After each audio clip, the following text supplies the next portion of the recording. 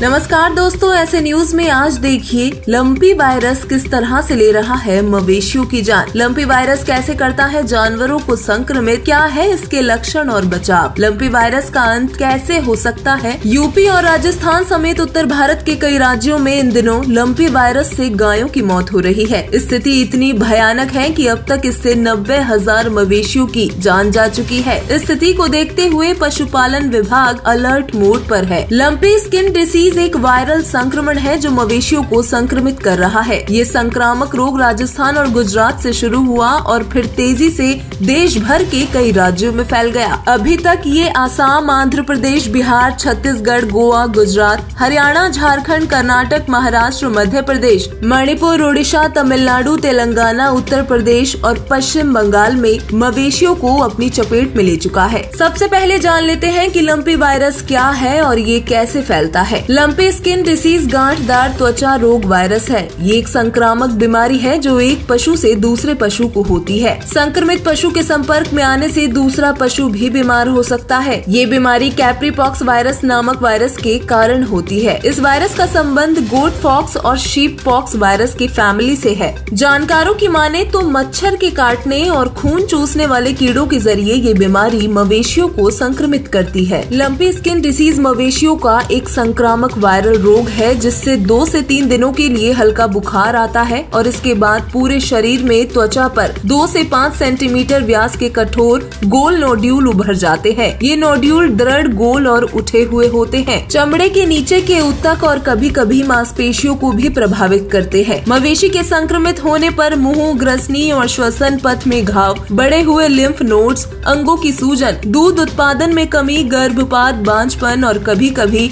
इससे जानवरों की मृत्यु तक हो सकती है। और अब जानते हैं भारत सरकार ने लंपी वायरस से संबंधित कौन कौन सी एडवाइजरी जारी की है। पशुपालन और डेयरी विभाग भारत सरकार के संयुक्त सचिव उपमन्यु बसु ने 2 सितंबर 2022 को एक एडवाइजरी जारी की। ये एडवाइजरी लंपी वायरस की रोकथाम और नियंत्रण के लिए जारी की गई है। स्वस्थ पशुओं से संक्रमित पशुओं को तत्काल अलग करें। ज्वर, गांठदार त्वचा रोग होने के संदेह वाले किसी भी जानवर को खेत पर न ले जाएं। प्रभावित गांवों में न जाएं। प्रभावित क्षेत्रों में कीटनाशक दवाओं द्वारा कीटों को नष्ट करें। प्रभावित क्षेत्रों में स्थानीय पशु बाजार, प्रदर्शनी, मेले न लगाएं। प्रभावित पशुओं से नमूने लेने में व्यक्तिगत सुरक्षा उपकरण या PPE किट का इस्तेमाल करें। संक्रमण केंद्र के 10 किलोमीटर के भीतर स्थित पशुधन बाजारों को बंद किया जाए। प्रभावित पशु फार्मों से गुजरने वाले वाहनों सहित प्रभावित कर्मियों, परिसरों और दूषित वातावरण की पूरी तरह से सफाई करें। जागरूकता अभियान चलाया जाना चाहिए। संदिग्ध मामला दिखते ही पशु चिकित्सा प्राधिकारी को तत्काल सूचना दी जाए। मृत्यु की स्थिति में पशुओं के शवों को गहरे गड्ढे में दफनाना चाहिए। भारतीय वैज्ञानिकों ने विकसित किया मवेशियों को लंपी वायरस से बचाने का टीका। वैज्ञानिक और औद्योगिक अनुसंधान परिषद institute of genomic and integrative biology के वैज्ञानिकों ने पुष्टि की है कि भारत में त्वचा रोग संचरण वायरस के 47 वेरिएंट मौजूद हैं। फिलहाल भारत की सबसे बड़ी कृषि अनुसंधान संस्था ICAR ने इस बीमारी का टीका विकसित किया है। ICAR का दावा है कि ये घरेलू वैक्सीन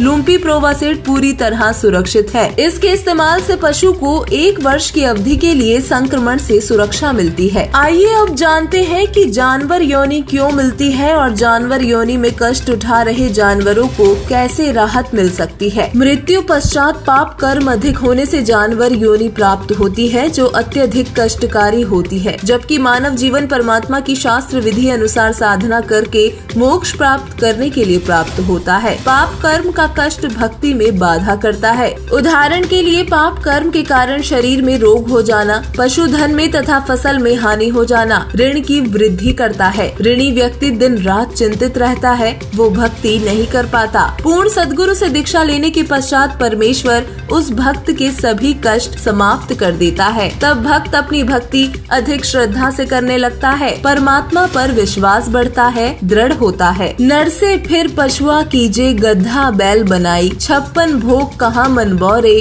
कहीं कुरुड़ी चरने जाई। मनुष्य जीवन में हम कितने अच्छे अर्थात 56 प्रकार के भोजन खाते हैं। भक्ति न करने से या शास्त्र विरुद्ध साधना करने से गधा, गाय, बैल, सुअर आदि बनेगा। फिर ये 56 प्रकार के भोजन कहाँ प्राप्त होंगे? कहीं कूड़ी पर पेट भरने के लिए घास खाने जाएगा। इसी प्रकार गाय, बैल आदि पशुओं की योनियों में कष्ट पर कष्ट उठाएगा। जय सतगुरु की संगत करते सकल कर्म कट जाई, अमरपुरी पर आसन होते जहाँ धूप न छाई। संत गरीबदास जी ने परमेश्वर कबीर साहिब जी से प्राप्त सूक्ष्म वेद में आगे कहा है कि यदि सतगुरु की शरण में जाकर दीक्षा लेते तो सर्व कर्मों के कष्ट कट जाते, अर्थात न प्रेत बनते, न गधा, न गाय, न बैल बनते। अमरपुरी पर आसन होता अर्थात गीता अध्याय 18 श्लोक 62 तथा अध्याय 15 श्लोक 4 में वर्णित सनातन परम धाम प्राप्त होता, परम शांति प्राप्त होती, फिर कभी लौटकर संसार में नहीं आते, अर्थात जन्म मरण का कष्टदायक चक्र सदा के लिए समाप्त हो जाता। पूर्ण संत के सत्संग का असर पशु पक्षियों पर भी पड़ता है। जो भी व्यक्ति मनुष्य जीवन में सच्चे संत से नाम दीक्षा लेकर सद्भक्ति करता है, उनके द्वारा दिए ज्ञान को ग्रहण करता है,